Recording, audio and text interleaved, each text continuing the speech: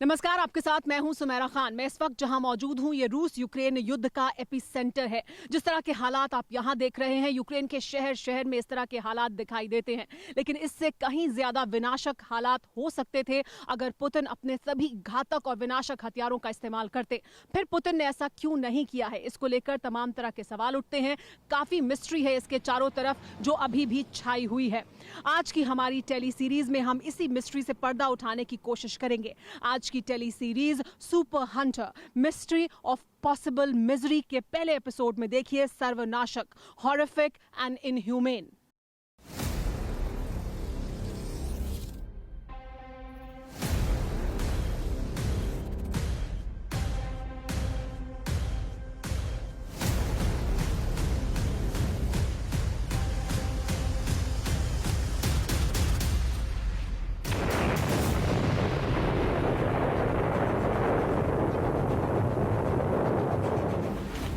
अक्टूबर 1961, Kola द्वीप, Soviet रूस।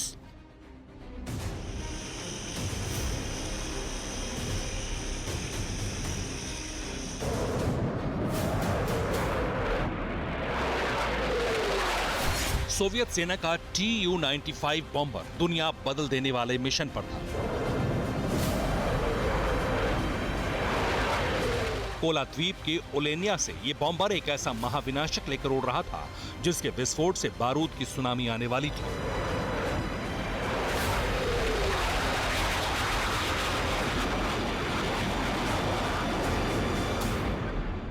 Tu-95 bomber के पायलट को कमांड मिली।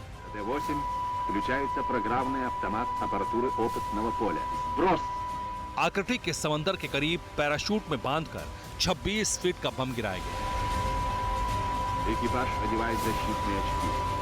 27,000 किलो का यह बम तेजी से जमीन और आसमान के अंतर को खत्म कर रहा था।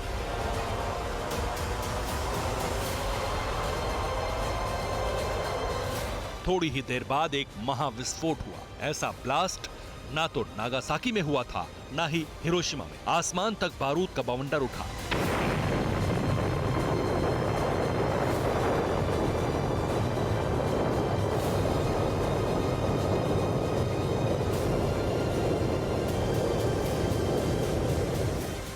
जमीन के अंदर जलजला आ गया, मानो कायनात कांप गई हो। कयामत का यह मंजर रूस ने पैदा किया था।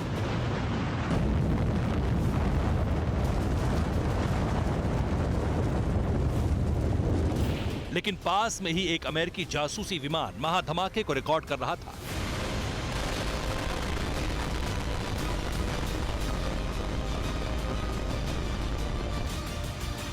खबर व्हाइट हाउस तक पहुंची तो राष्ट्रपति जॉन एफ कैनेडी के होश उड़ गए। वो जानना चाहते थे रूस ने ऐसा कौन सा बम फोड़ दिया जिसकी रोशनी 1000 किलोमीटर दूर से भी दिखाई दे रही थी।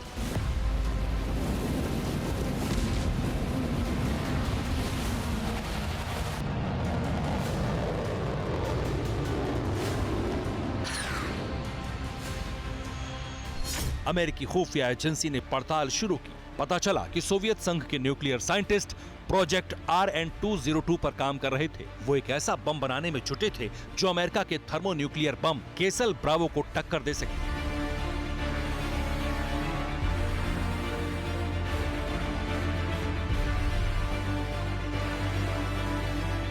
इस बम का कोड नेम वान्या था, लेकिन अमेरिका ने इसे नाम दिया जार बम, जिसका मतलब था दुनिया का सबसे बड़ा बम। सोवियत संघ के इस बम को यह नाम यूं ही नहीं मिला था। जानते हैं 61 साल पहले फोड़ा गया यह हाइड्रोजन बम कितना पावरफुल था।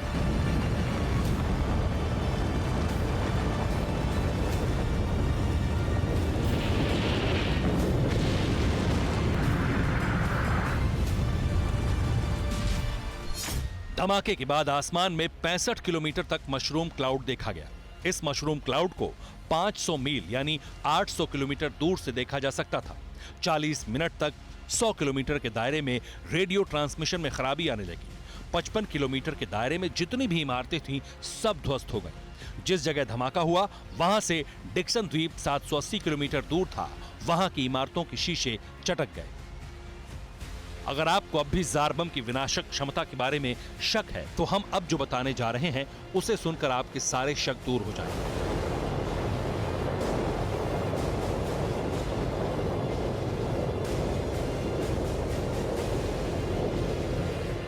आज से 61 साल पहले सोवियत रूस ने जो बम फोड़ा था वो नागासाकी और हिरोशिमा पर दागे गए एटम बम से 3300 गुना ज्यादा शक्तिशाली था।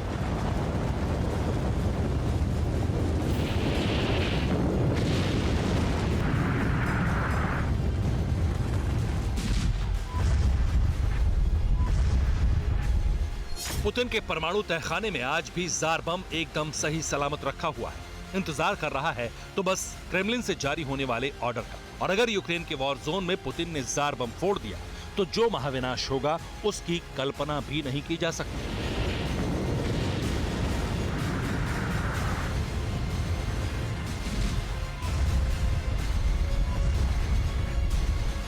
साल 1945 में नागासाकी और हिरोशिमा पर जो एटम बम गिराए गए उनमें 2 लाख लोग भस्म हो गए थे। अब सोच लीजिए जार बम गिरेगा तो यूरोप का क्या हाल होगा।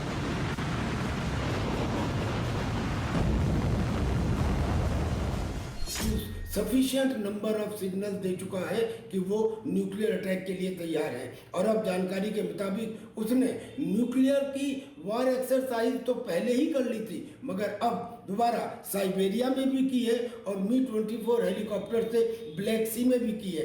क्या पता लगता है इससे? बेशक ये पॉसिबल है कि रूस के प्रेसिडेंट पुतिन कुछ ऐसा फैसला ले लें जिसे हम न्यूक्लियर फैसला कहेंगे या डूम्सडे कहेंगे। ब्रिटिश इतिहासकार और परमाणु एक्सपर्ट एलेक्स वेलरस्टेन ने तो यहां तक दावा किया है अगर लंदन पर जार बम गिरा तो 98 लाख लोगों की मौत हो जाएगी। 50 किलोमीटर की रेंज में हर इमारत जमींदोज हो जाएगी। इसलिए पश्चिमी देश पुतिन के जार बम को धरती के खात्मे का हथियार भी कहते हैं।